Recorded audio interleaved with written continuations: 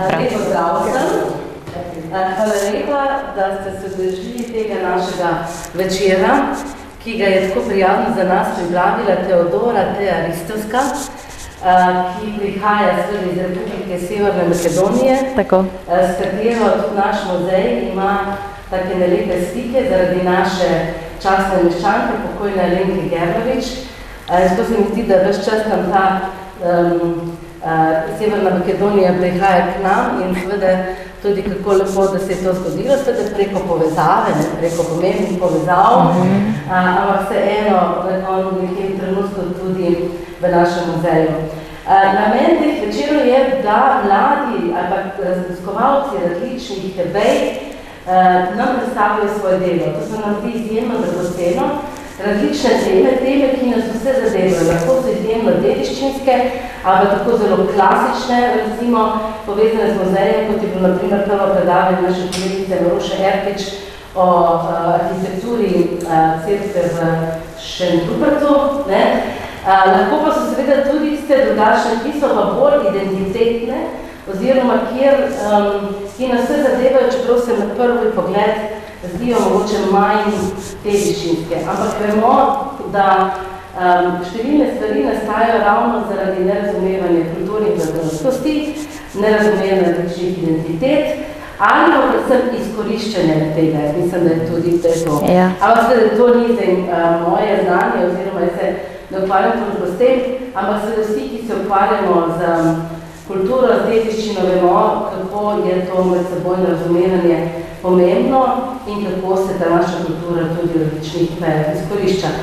In res hvala, da ta april namenjamo tej temi. April je tudi mesec zemlje, mesec knjige, recimo, da pravi dveh pomembnih naših istovetnosti, se pravi zemlja, kako je zelo pomembna, saj brez nje nas ni, in tudi kako skrbimo za njo.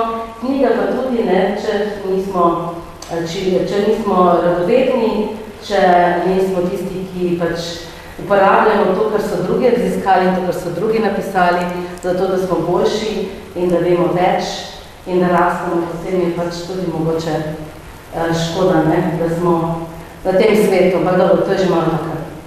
Zelo apokaliptična stvar, ampak vseeno, to se mi zdi izjemna in velika hvala. Seveda. Kot rečeno, naša draga gostja je diplomirala in magistrirala iz politologije ter evropskih študij. Že več kot 5 let je zaposlena na Fakulteti za družbene vede Univerze v Ljubljani.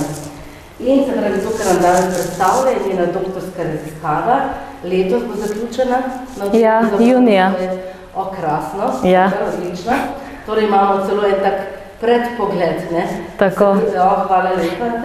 Sicer je tako malo prilagojeno za širšo javnost, nisem na ta način, ko jo bom predstavila na fakultetni ravni. Mi je bolj tako poljudno, bi rekla. Tako kot mora biti. Ja. In čakajo nas kar zelo zanimive teme in tudi v bistvu tisto, kar se mi zdi pa v tem svetu izjemno pomembno, kako vse te težke teme, recimo, pogledati tudi iz etiko, etični ta vidik, vidim, da etične posledice, ukrepe, da vse to, kar nas se nam je zgodilo v zadnjih več kot 20 letih in vpliva tudi na našo sodobnost. Tako, res lepa hvala, bi kar predala besedo. Najlepša hvala. To se malo predstavite, Seveda. Bomo tudi, kot vedno, potem to imeli na voljo, da nam bodo gledalci poslušali in to je tudi izjemno dragoceno. Tako da, prosim. Najlepša hvala. Najlepša hvala za lepo vabilo, za tako izjemno predstavitev in uvod. Mi je v čast biti tukaj danes z vami. Večina me že poznate, nekateri pa mogoče ne. Kot je direktorica že povedala, sem zaposlena na Fakulteti za družbene vede v Ljubljani. Sem se nekako odločila delati doktorsko nalogo takoj po končanju magistrskega študija, ker je bila razpisana ta tema, mislim, to je samo manifestacija moje teme, moja tema je dilema med varnostjo in svobodo v primeru proti terorizmu, zdaj današnje predavanje je malo prilagojeno. In Tema mi je bila od zdavnaj zelo všeč.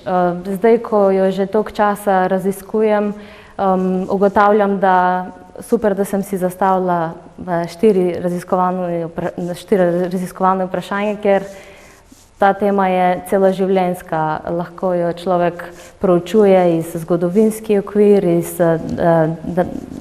trenutne situacije, tako mislim, je zelo